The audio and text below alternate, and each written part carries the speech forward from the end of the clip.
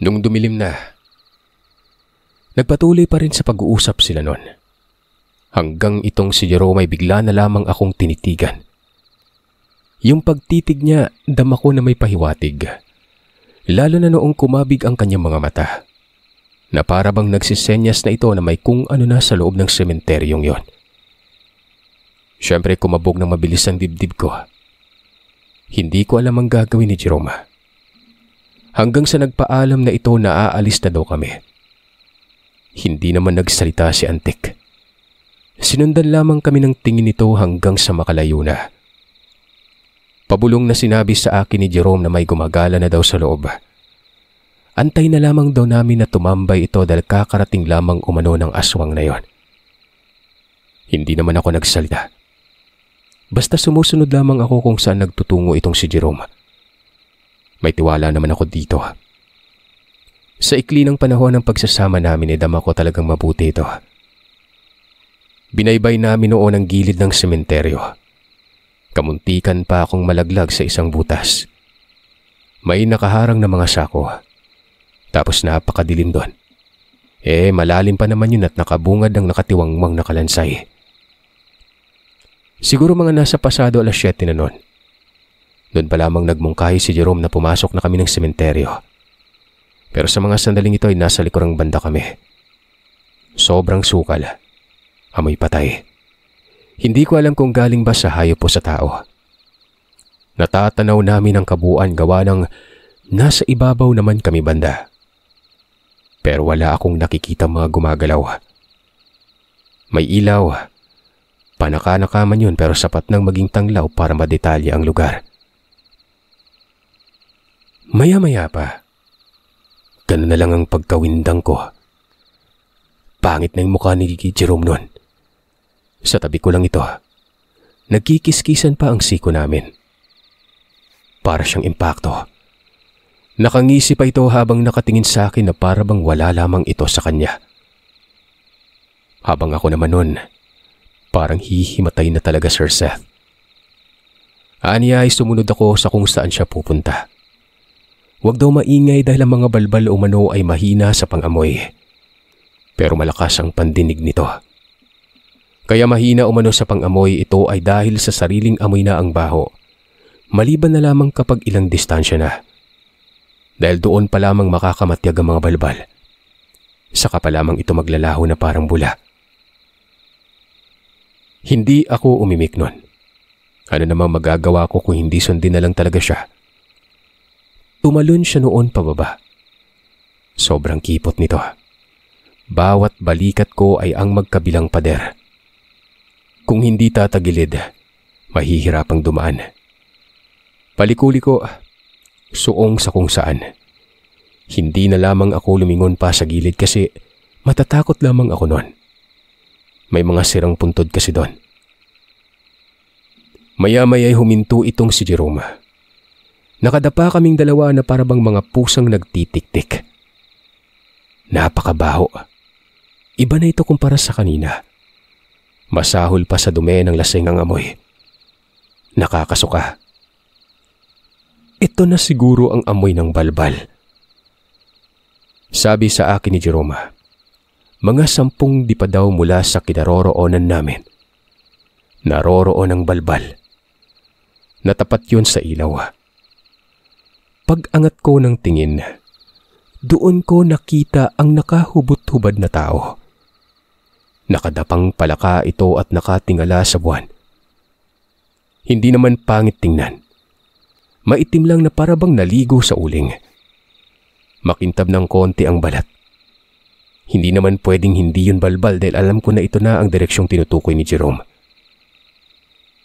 Mas nakakatakot pa si Jerome doon. Taliwas ito sa mga sinabi niya sa akin. Nakatingala lamang ito tapos inaangat nito ang puwetan na parabang baliw. Ilang saglit pa ay bigla na lamang may dumating na 2 pa na siya namang mas lalong nagpabaho sa lugar. Sinabi ko na nga ba marami sila. Saan kayo nakatira tong mga to? Malamang may iba pa dyan na nasa baba. Sa pakiramdam ko ngayon nasa 5 sila. Dagdag pa ni Jerome. Hindi daw gaano kalakas ang balbal. Sadyang marami lang talaga ang mga ito at mahirap sadyain dahil napakaliksi. Nagtanong naman ako sa kung anong gagawin namin. Antayin lamang ang mga ito hanggang umaga. Sundan daw namin yun sa kung saan uuwi para kahit papano. Masuyod talaga ang totoong bilang ng mga yon. Malakas ang kutob niya na hindi lamang lilima ang mga ito doon sa lugar nila. May iba pa nga lang na posibleng nasa ibang lugar ngayon. Pero kung lahi ang pagbabasihan, baka marami. Bumalik na kami doon sa may likuran pero sa mga puntong ito. Doon kami sa lugar kung saan tanaw namin ang mga balbal. Tama si Jerome. May iba pang gumagapang sa lupa. Pero hanggang doon lang naman. Na para bang gumagala-gala lamang ang mga ito. Ayon naman kay Jerome wala sigurong makubkob na puntod kaya nagkaganon. Namimili din kasi ang mga balbal na makakain. Tinitiis ko noon ang baho at ngawit sa posisyong kinaroroonan namin. Nakadapa lamang kami at hindi man lang lumilipat. Inaantok na nga ako noon eh. Maya-maya'y kinalabit ako ni Jerome at sinabing sundan na daw namin. Nakikita ko yung mga balbal na nagpapalipat-lipat na ang mga ito. Yung tipong kapag nakakarating sa isang banda, nagtitipon-tipon sila tapos nagpapalinga-linga. Pero habang nangyayari naman ito, palayo ito ng palayo at patungo sa salungat na dulo ng lugar o sa kabilang parte kung saan naman sobrang sukal doon dahil kakahuyan na ang kasunod. Sabi ko kay Jerome baka mamataan kami pero ayon sa kanya, wag daw akong magagagala dahil natatansya niya daw ang layo nun. Dapat ay nakabuntot lang daw ako noon at wag mauuna. Tumango lang ako alinsunod sa mga sinabi niya. Hanggang sa ayun na nga, sinundan namin ang mga ito. Hanggang sa nakarating na kami sa may kakahuyan at wala na akong nakikitang balbal. Maliban na lamang sa kagaskas na patay sindi. Yun bang tila naglalakad sa masukal, tapos nawawala ang kagaskas.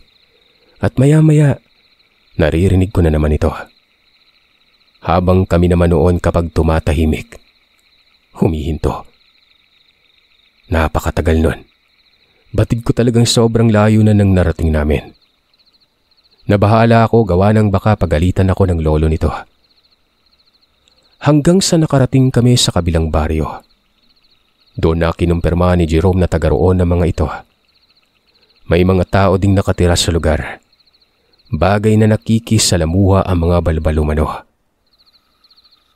Ang titinik, hindi nag-iiwan ng mga bakas Kaya sobrang hirap matugis Matatalino.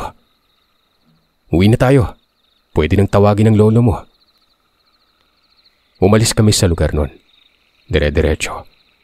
Hanggang sa nakauwi na ako at kasama si Jerome. Pasilang ng araw, may pinagkakaabalahan si lolo. May 2 tao doon sa biranda na parabang ang isa dito ay pasyente. Nang bumungad na kami, may tao pa bukod sa nakita ko. May 2 babae sa loob. Si lolo parang hindi alam ang pagdating namin. Napadaan pa ako tapos nagmano pero yun bang parang nagtaka pa tapos nagtanong kung sino daw yung nagmano nun. Mahina ko namang sinabi na ako ito. Bakit ka naman nagmano nariyan lang naman di ba? Nagtaka ako sa reaksyon niyang yon. Pero mabilis ko ding naisip na baka nagkakunwari lang. Kung kaya naman sinabi kong kakarating ko lang talaga at kasama pa si Jerome. Naroroon lamang sa may bakuran si Jerome. Hindi ko alam kung bakit hindi sumunod ito. Tapos nakasimangot ang mukha niya. Agad ko namang nilapitan ito at nagtanong ako kung bakit pero hindi pwede. May bihasa dyan bukod sa lolo mo. Nakikita mo ba yung isang lalaki? Yan. Diyan ko naramdaman sa kanya yung kakaibang presensya. Batid ko ang alam niyang aswang ako. Kanina nakatitig pa sa akin ng hindi maganda Itong tinutumbok ni Jerome. Matanda ito. May mahabang buhok. Habang yung isang lalaki naman na hinihilot ng lolo sa ulo. Kaidaran lamang ni Jerome. Hindi ko alam pero duda ako na may dahilan talaga kung bakit nagkunwari si lolo. Hindi naman kasi ito ganon. Kapag may pasyente ay makikita mo talaga sa kanya ang pagiging agresibo na parang hindi bulag. Pero sa mga puntong yon, parang bulag talaga. Sinabi sa akin ni Jerome na aalis siya. Pero hindi umano siya lalayo. Nakakaamoy siya ng peligro. Babalik na lamang siya kapag may hindi magandang mangyayari. Umalis si Jerome. Ako naman noon ay tahimik na bumalik. Minamasdan ko itong matandang may mahabang buhok. Nakatitig ito sa akin habang ang mukha niya nakabaling sa ibang direksyon. Halata talaga sa mga kinikilos nito ang kakaiba. Ang ipinagtataka ko lang, kung bihasa man ito, bakit nagpagamot ang isang kasama? Ipagpalagay na lamang natin na nagkukunwari lamang si Lolo. Pero bakit nga ba? Nung makapasok ako ng bahay, yung dalawang babae nakatitig sa akin. Ang isa dito ay ubod na ng tanda, habang yung isa naman halatang pamilyado ng mukha nito. Dumiretso ako ng kusina. Umupo sa bangko habang nakatanaw si Miranda. Si Lolo lang at yung hinihilot niyang nakikita ko noong mga panahon na ito. Nakasandal kasi ito sa dingding ang matandang lalaki tapos hindi ko makita yon. Patuloy lang sa pinaggagawa ang Lolo. Ang anghang na ng mga mata ko. Ramdam ko na noon ang matinding pagkaantok pero nilalabanan ko lang. Hanggang sa nagsalita ang Lolo at doon sobra akong nabigla dahil maiba nga tayo. Itong dinala nyo dito ay wala naman sigurong karamdaman. Masigla siya at ramdam ko ang pulso niya na nasa regular na pagpitik. Magkalinawan nga tayo dito. Ano nga ba talaga ang sadya niyo?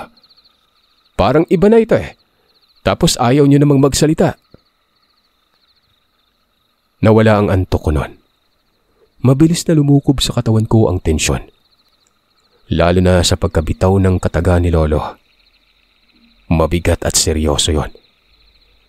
Binuksan ko ang pintuan sa likod at tinatanaw ko si Jerome. Nakikita ko siya sa malayo. Nasa tindahan ito ng pinsan ni Lolo. Kumakain ng kung ano doon. Pero ang mga mata ay nakatitig sa amin. Hanggang sa nagpakilala na itong may mahabang buhok. Pero itago natin ito sa pangalang Arsenio. Pangising-ngisi pa ito tapos dinidungaw ang mukha ng Lolo. Maya-maya'y umiling ito at umupo na sa may railings banda. Dito ay natanaw ko na siya ng malinaw. Nasa likuran siya ng Lolo ko. Ang sabi ni Arsenio, kahapon pa umano sila dapat bumisita.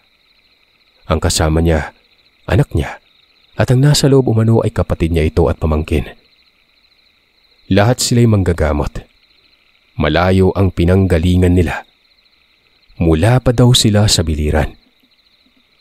Nabalitaan nilang pagkamatay ng 2 aswang doon sa Batbatingon. Ang isa daw dito, kaibigan nila. Ayon sa impormasyon, isang matandang bulag umano ang bumisita. Tapos kinabukasan ay patay na umano ang 2 aswang noon. Nakalubog pa ang mga ito sa putik sa liblib na bakawan. Sinadyang ilibing para hindi matagpuan. Inalam nila ang mga kilalang albularyo sa lugar. Wala namang ibang nakakapuksa sa mga aswang maliban na lamang sa isang biyasang albularyo. Hanggang sa nalaman nila na nasa bukirang banda ito nakatira. Sa bukid ng Tacloban. At ito na nga umano. Binisita nila at nais alamin kung ito nga ba ang nakapatay. Nakakaloko naman kayo. Sa tingin nyo, kaya kong gawin yon? Kalayo pa ng Batbatingon. Baka hindi bulag yon. Pamamarata nga tayong pinunta nyo dito. Tumayo si Arsenio at tinitigan na masama si Lolo. Hindi gumagalaw ang Lolo. Nanatiling kalmado ito at hindi malikot ang bulag niyang mga mata. Hindi naman sa ganun, Abel. Abel, tama. Ano bang sinabi ko, di ba? Inaalam lang namin. Pero sa nakikita ko naman ngayon, bagamat may konti kang karga, pero hindi ka ganun kaliksi. Isa lang yung nakatawag pansin sa akin kanina. Bakit may aswang dito? Kasama nung binata. Aswang yon. Ha, parehas lang pala tayo. May mga kaibigang aswang. Oh, ganun ba? Dabet, kasama mo ba si Jerome? Hindi mo man lang sinabi sa akin.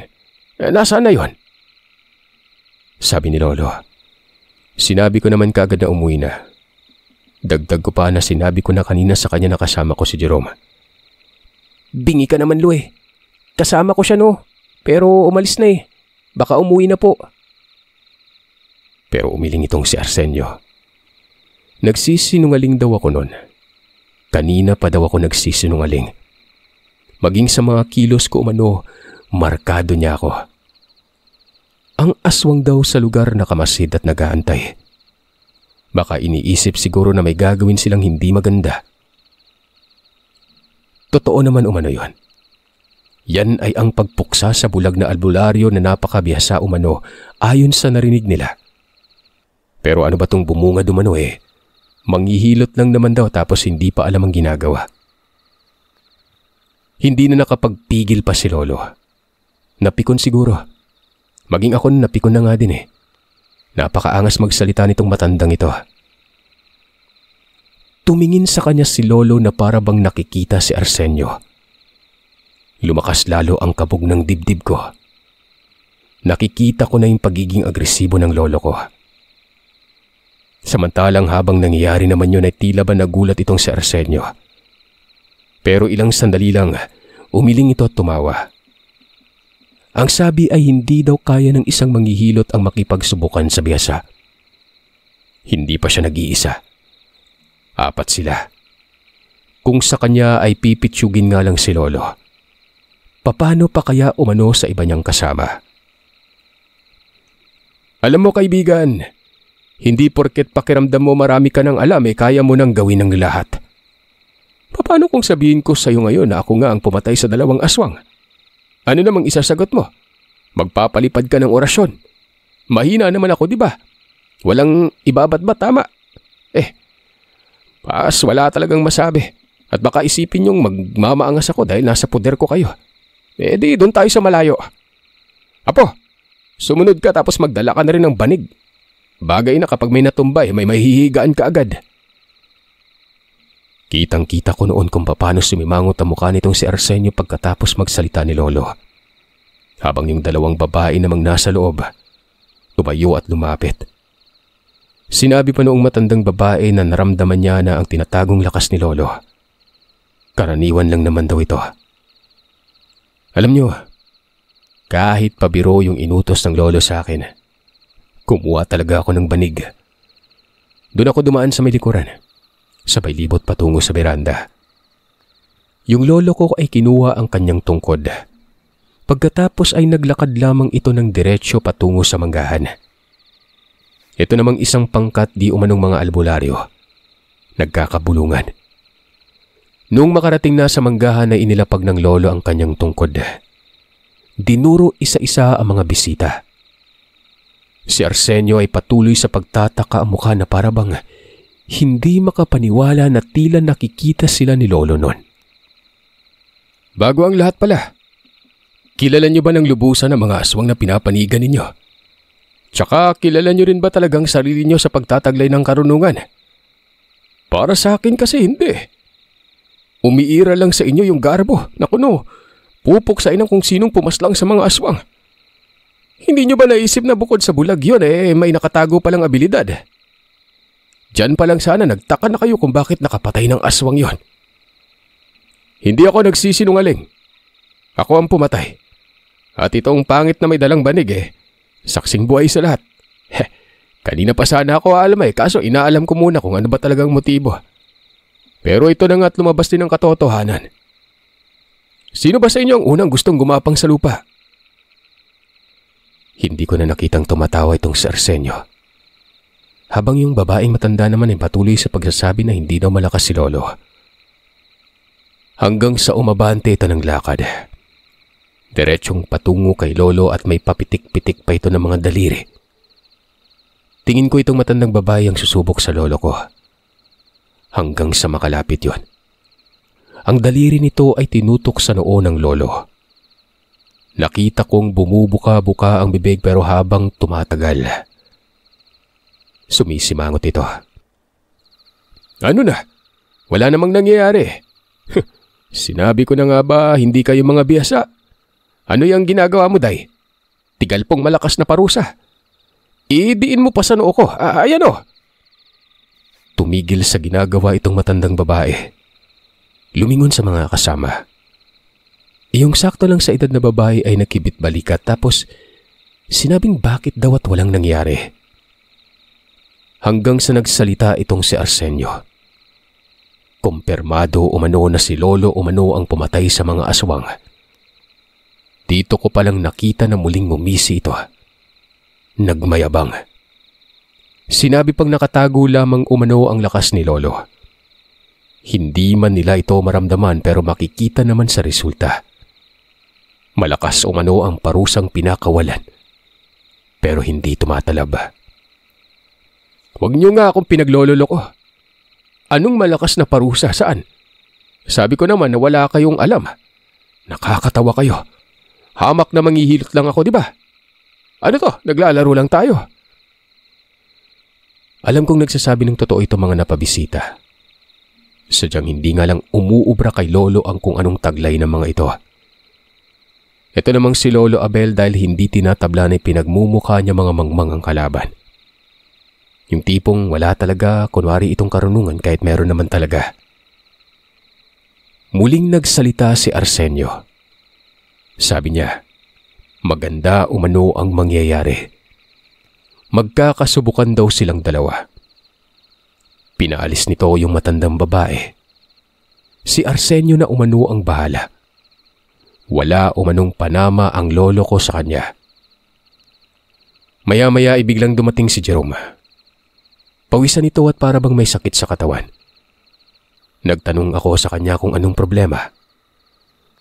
Ayon kay Jerome, malakas umano ang kaharap ng Lolo Abel. Yung talandro na pinakawalan kanina. Mabuti at nainda ng katawan niya. Nakakamatay daw yon. Dito ko palang napagtanto na sobrang lakas palang talaga ng matandang babae. Ultimong si Jerome tinamaan eh. Siguro dahil ito sa aswang shot parusa yon. Mabilis ko siyang inabisuhan na lumayo na lang pero ayon sa kanya, mas ligtas siya sa malapit lalo na sa likuran ng lolo. Dahil kayang harangan ng lolo ang kung anong talandro. Doon ako nakatayo noon sa likurang banda ni lolo. Pero sa gilid ito ng napakalaking puno ng mangga. Nasa tabi ko lang si Jerome. Siya ang nakadikit doon sa likod ng puno. Abel, wala akong pake kung may kasalanang mang ginawa ang mga aswang na pinatay mo. Ang paki lang sa akin kumpare ko yung isa doon. Tsaka kasangga ko siya. Si Danny. Hindi lang kasangga kung hindi kaibigan kong malapit. Kung ano man yung dahilan mo, wala din akong paki doon. Pero ito lang ang sasabihin ko sa'yo.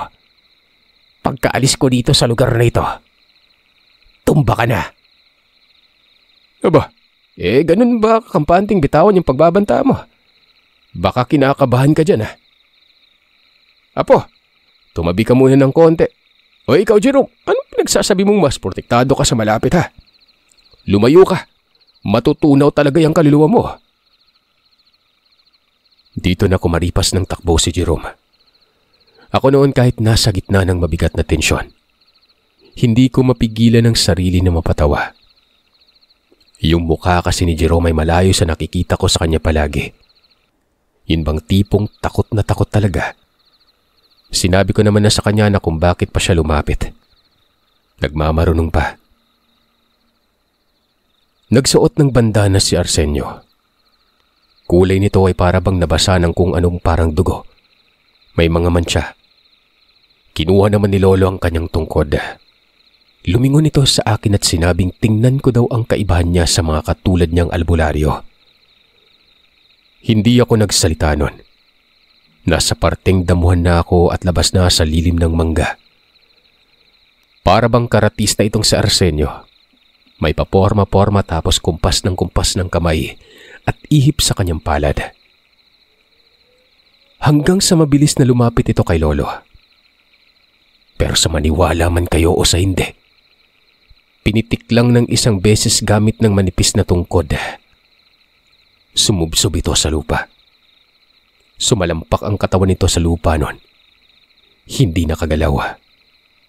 Dumadaing yun ng malakas na para bang may iniindang sakit. Maya-maya'y umubo ito. Merong lumabas na dugo sa bibig niya. Takang-taka ako noon. Manghang-mangha. Hanggang sa nagsalita si Lolo. Wala daw siyang ginawa maliban na lamang sa pagbalik ng kung anong inihahanda ni Arsenio noon na dapat ipapatama sa Lolo. Kung gaano ito kalakas, ganon din kalakas ang balik nito. Kung gayon pala, kung sakaling tumama kay Lolo ang kung anong kalokohan nitong si Arsenio, kung ano ang nangyayari dito sa mayabang na manggagamot na ito, ganon na ganon din dapat ang mangyayari kay Lolo. Hindi nakabangon si Arsenio. Tumihaya ito at mabilis namang lumapit yung isang lalaki. Inalalayan sa pagtayo. Patuloy na dumadaing itong si Arsenio kapag ginagalaw ang katawan. Sabi naman ni Lolo, iabot ko umano ang banig nun. Kahit papano ay may mahihigaan si Arsenio. Hindi pala talaga nagbibiro si Lolo. Ipapagamit niya talaga yung banig. Ako ututo, inabot ko yun sa kasama ni Arsenio. Nagtanong si Lolo kung sino ang susunod. Pero walang umimik. Yung matandang babae at yung isa pa ay umalis ng mabilis sa lugar. Ang naiwan na lamang yung hinilot ng Lolo at si Arsenio. Sabi pa ng Lolo, kung may mas malakas pa sa kanila ay papuntahin lang daw sa lugar. Arsenio, hindi naman ako ganun kasama. Parehas lang siguro tayo pero nasa maling prinsipyo ka lang. Pasensya ka na pero kailangan mong pagdusahan yan. Galing naman sa iyong tigalpong yan eh. Tara na, Dabet. Naglakad na pauwi sa bahay si Lolo. Sumunod ako sa kanya. Nakita ko din si Jerome doon. Nang makarating kami sa bahay ay binalikan ko ng tingin si Arsenio. Nakahiga pa rin ito doon at katabi niya ang kaidaran lang ni Jerome. Kinatanghalian na wala na mga yon. Nagtanong ako kay Lolo kung anong gagawin niya kasi nga posibleng bumalik ang mga ito. Lalo na't alam nito na si Lolo ang pumaslang sa mga aswang. Ayon naman dito, wag daw ako mag-alala. Kung ganun lamang o ano ang magpapakita sa kanya, walang dapat ikatakot. Kahit sandamakmak pa umano ito. Para bang wala lang itong si Lolo. Pero mas lalo akong namangha sa kanya. Sobrang haba o lawid na talaga ng kanyang abilidad na halos hindi ko namatan siya. Naisip ko nga kung tao ba talaga ito o hindi kaya sugo na nagkatawang tao lang eh. Ganun ko siya ituring noon na para bang nasa ibang mundo na din ako kasama niya. Ilang araw ang nakalipas noon ay bumalik na itong si Arsenio. Humingi ito ng tawad sa ginawa niya. Kasama nito ang kanyang anak na lalaki, yung hinilot ni Lolo. Halos isang araw din yun na nasa bahay. Nagkainuman sila. Hanggang sa ito namang problema ni Jerome ang kinaharap ni Lolo noon. Yung sa balbal. Sumama ako. Kinompronta ng Lolo ang tirahan ng mga aswang. Nasa iisang bahay lang pala ang mga yon.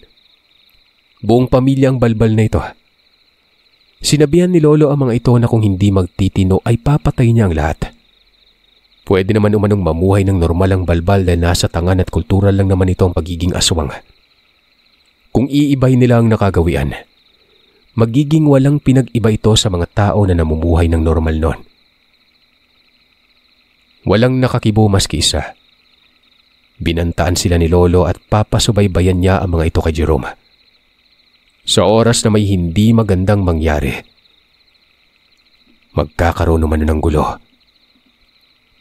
Pero sa likod ng pagbabanta nito, makalipas ng isang buwan, nanalasa umano ang mga balbal. Inantay lang na kumalas na si Jerome sa pagsubaybay sa kanila. At nung wala ng bantay, gumala na naman ang mga ito. Kaya tinugis ni Lolo. Doon mismo sa sementeryo inabangan. 2 ang napatay. Nakatakas ang iba. Nung puntahan ng bahay ay wala na doong nakatira. Ilang araw ding minatyaga ni Jerome ang tirahan ng mga ito pero wala nang balbal na bumalik pa. Ani ni Jerome, lumayas na siguro at nagpakalayo-layo. Pero doon sa pupuslitan ng mga ito, hindi malayong mananalasa na naman ng mga yon. Ay naman sa lolo, kung hindi na problema ito kay Jerome, hindi na nila umano tutugisin pa. Sinabi naman ni Jerome na wag na lang hamakin ang mga yon, baka kasi tumira sa ibang isla eh. Sobrang abala na umano ito para kay lolo. Naging katuwang ni lolo si Jerome. Kaming dalawa. Pero may ginawa si lolo para maprotekta ng katawan ni Jerome noon. Hindi ko alam kung anong nilagay niya. Basta ang nakita ko noon, pinausukan nitong si Jerome. Hanggang sa lumaki at nagkaroon na ako ng asawa. Kasama pa rin ni lolo si Jerome.